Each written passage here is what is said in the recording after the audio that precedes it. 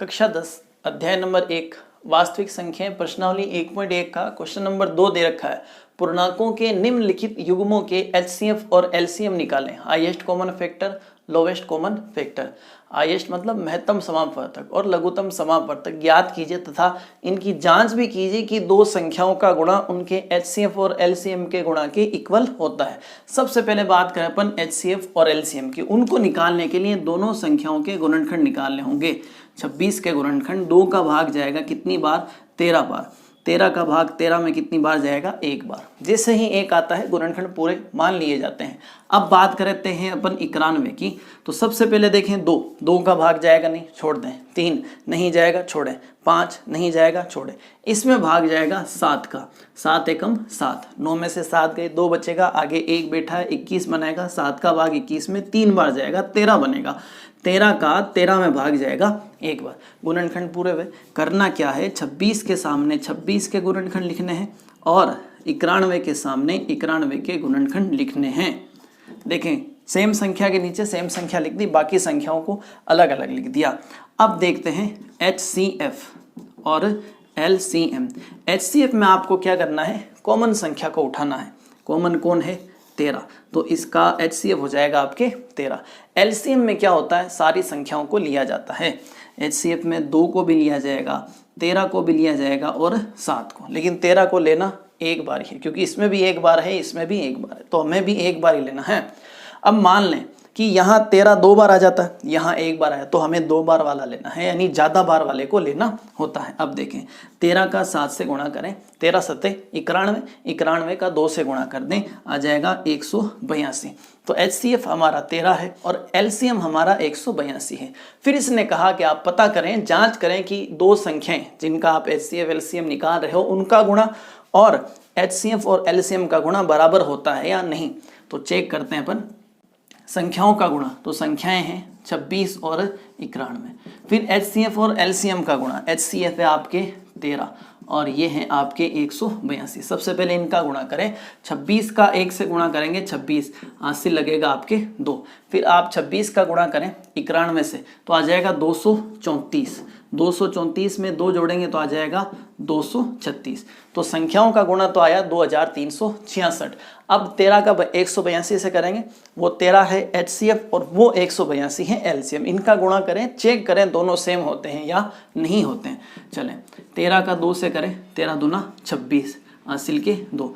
13 का 8 से करें, 13 8 104, 104 और 2 कितना हो जाएगा? 106, 106 का 6 और हासिल के चढ़ेंगे 10। 13 कम 13, 13 और 10 कितना आ जाएगा? 23। ये भी 2366 है और ये भी 2366 है। तो अपनी जांच हो गई पूरी। रिजल्ट क्या आया कि संख्याओं का गुणा और उनके HCF और LCM का गुणा आपस में बराबर होता है। तो ये था पहला भाग। अब देखते हैं इसका दूसरा भाग। आगे बढ़ने से पहले हम HCF और LCM के बारे में थोड़ी जानकारी लेते हैं। HCF का मतलब होता है हाईएस्ट कॉमन फैक्टर, महत्तम समापवर्तक। महत्तम का मतलब होता है सबसे बड़ा।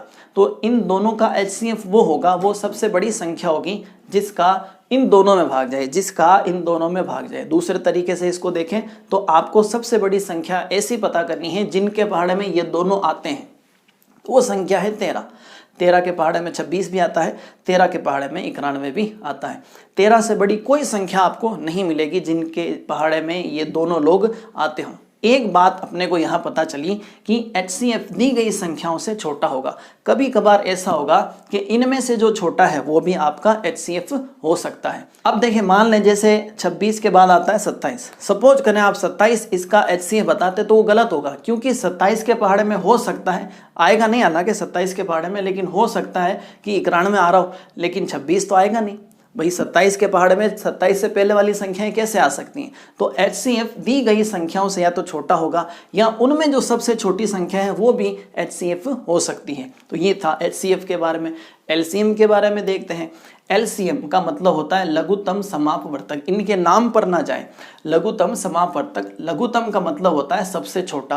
अब इनके LCM का मतलब ये हुआ, आपको सबसे छोटी ऐसी संख्या पता करनी है जो 26 और 91 दोनों के पहाड़े में आती हो, जिसमें 26 का भी और 91 का भी भाग जाता हो। तो 26 के पहाड़े में 182 आया और 91 के पहाड़े में भी 182 आया। तो 182 इनका एलसीएम होगा। अब ऐसा नहीं है कि और कोई संख्याएं कॉमन आएंगी नहीं, जो 26 में भी हो और 91 में भी होंगी, आएंगी, लेकिन वो सबसे छोटी नहीं होंगी, वो इनसे बड़ी होंगी। लेकिन लघुत्तम का मतलब तो होता है सबसे छोटा, तो इनके लिए जो लघुत्तम होगा, जो सबसे छोटी संख्या होगी, वो 182 होगी। वापस से देखिए, एचसीएफ का मतलब ऐसी संख्या जिसका इनमें भाग जाए वो एचसीएफ।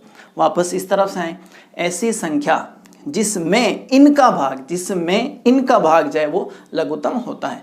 आप देख पा रहे हैं। तो ये था एलसीएम और एचसीएफ का मीनिंग। अब बढ़ते हैं अपन इसके दूसरे भाग में।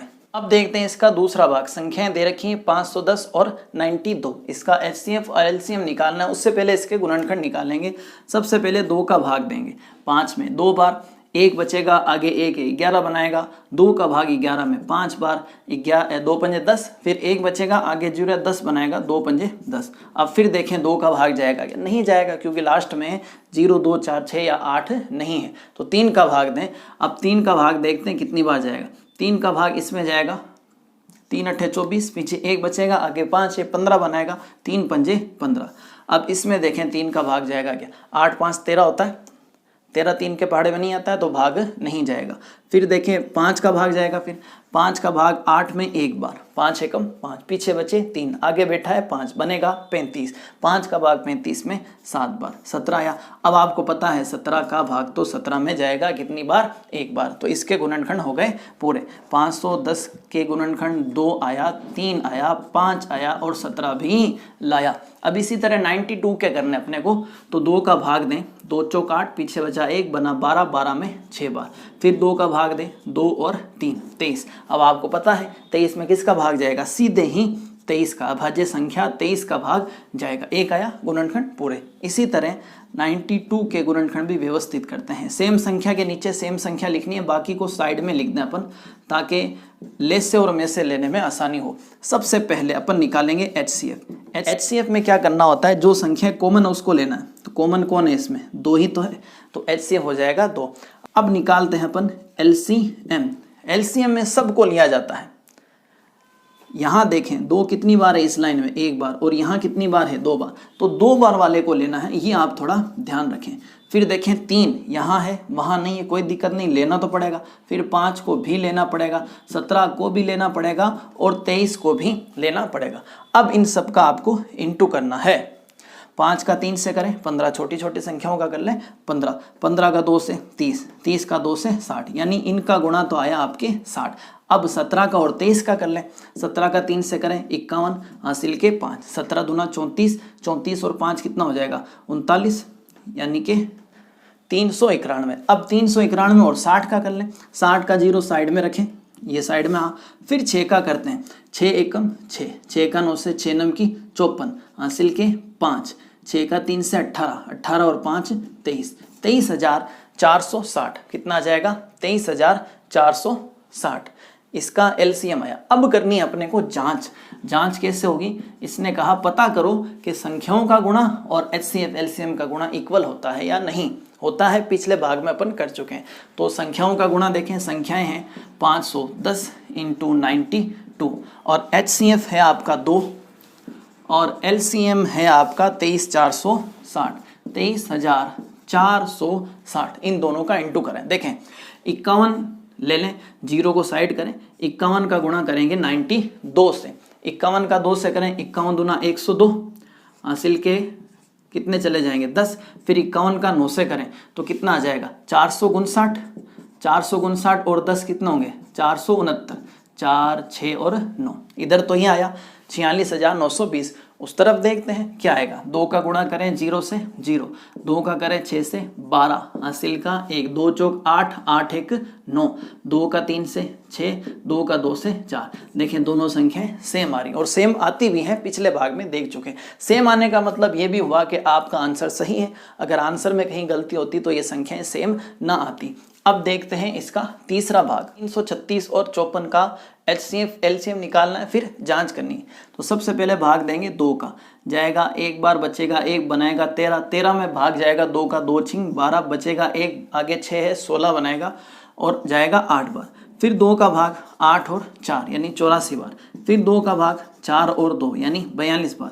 फिर 2 का भाग 2 और 1, आधा करना होता है, 2 का भाग देना मतलब, अब 2 का जाएगा नहीं, 3 का भाग दें, 3 सत्ते 21, फिर 7 का तो 7 में एक बार, ठीक है। अब इसके लिखते हैं अपन गुणनखंड, गुणनखंड लिखें आप 336 के, क्या क्या है, 2 2 2 2, 2 तो आया 4 बार, ये एक बार 2, ये दूसरी बार, ये तीसरी बार और ये चौथी बार, फिर 3 और 7 भी आया, नहीं नकीर तो देख लें। अब 54 के गुणनखंड निकाल रहा हूँ, गलती हो तो बताएं। 2 का भाग जाएगा आपके 27 बार, 54 का आधा 27 होता है, फिर 3 का भाग देंगे 9 बार जाएगा, फिर 3 का भाग देंगे 3 बार जाएगा, फिर 3 का भाग देंगे 1 बार जाएगा। एक आते ही गुणनखंड हम पूरे मान लेते हैं, 54 को भी जमाएं। 54 की डिजाइन क्या है, 2 3 3 3, सेम संख्या के नीचे सेम संख्या लिखेंगे अपन, 2 इंटू 3, बाकी के 3 3 को अलग रहने दिया जाएगा। अब बात करें HCF और LCM की, HCF और LCM। HCF में जो चीज़ कॉमन है उसको लिया जाएगा, तो कॉमन कौन कौन है, एक 2 है और एक 3 है, 2 और 3 का गुणा करें 6 आ जाएगा, तो इनका HCF है 6। 6 सबसे बड़ी संख्या है जिसका इन दोनों में भाग जाता है, इनके पहाड़े में ये दोनों आते हैं। अब देखें LCM, LCM में सबको लिया जाएगा, इस तरीके से देखा जाएगा। अब देखें 2 यहाँ आया 4 बार, यहाँ 1 बार, तो हमें 4 बार वाला लेना है, ज़्यादा बार वाला लेना है, तो 2 1 बार, 2 2 बार, 2 3 बार और 2 4 बार। अब देखें 3 कौन सा लेंगे, 1 वाला या 3 बार वाला, 3 बार वाला लिया जाएगा, तो 1 बार 2 बार और 3 बार। अब क्या बचा, 2 भी आया, 3 7 बचा है, 7 को भी ले लें। अब इनका करेंगे अपन गुणा, ठीक है, इनका करें 2 दूनी 4, 4 दूनी 8, 8 दूनी 16, तो फिलहाल अपन यहाँ तक रुके, इनका 16 हो जाएगा। 3 तिया 9, 9 तिया 27, 27 सत्ते 189, 189। अब 16 और 189 का कर लेंगे, तो 16 का गुणा करें आप 9 से, 16 नम के 144 का 4 हासिल के 14, 16 का 8 से करें 128, 128 और ये आपके 14, ये हो जाएंगे 142, 142 के 2 हासिल के 14, 16 एकम 16, 16 और 14 कितने हो जाएंगे 30, यानी कुल मिलाकर के इंटू आ जाएगा 3024। LCM आया 3024 और HCF आया 6। अब करेंगे हम जांच में क्या करना है, संख्याओं का गुणा करेंगे, HCF LCM का गुणा करेंगे, दोनों इक्वल आने चाहिए। चले सबसे पहले संख्याओं का गुणा कर लें, 336 का 54 से, और फिर इस तरफ करेंगे HCF यानी 6, LCM यानी 3024 का, 54 छंग 324, 324 के 4 हासिल के 32, 54 का 6 से करें 162, 162 में 32 जोड़ें 4 9 1, तो 194, 194 का कितना आएगा 4 हासिल कितने चढ़ेंगे 9, 54 का 3 से करें 54 तिया 162, 9 और 2 11 हासिल का 1, 16 1 17 1 18, ये आ गए 181, ये लिखा। कुल आया आपके 18,144, 18,144। अब इस तरफ भी गुणा करके देख लें, अगर सेम आता है तो आपके HCF और LCM सही होंगे। तो 6 का 4 से 6 चौक 24 का 4 हासिल के 2, अभी तक तो सेम है। 6 का 2 से 12, 12 और 2 14 का 4 हासिल का 1, 6 का 0 से 0, 0 में 1 1, 6 का 3 से 18, दोनों सेम है, राइटिंग भी मिलती जुलती है। तो दोनों संख्याओं का HCF और LCM भी निकाल लिया और उनकी जांच भी कर ली। तो ये था आपके क्वेश्चन नंबर 2, जिसमें 3 भाग हमने कर लिए हैं।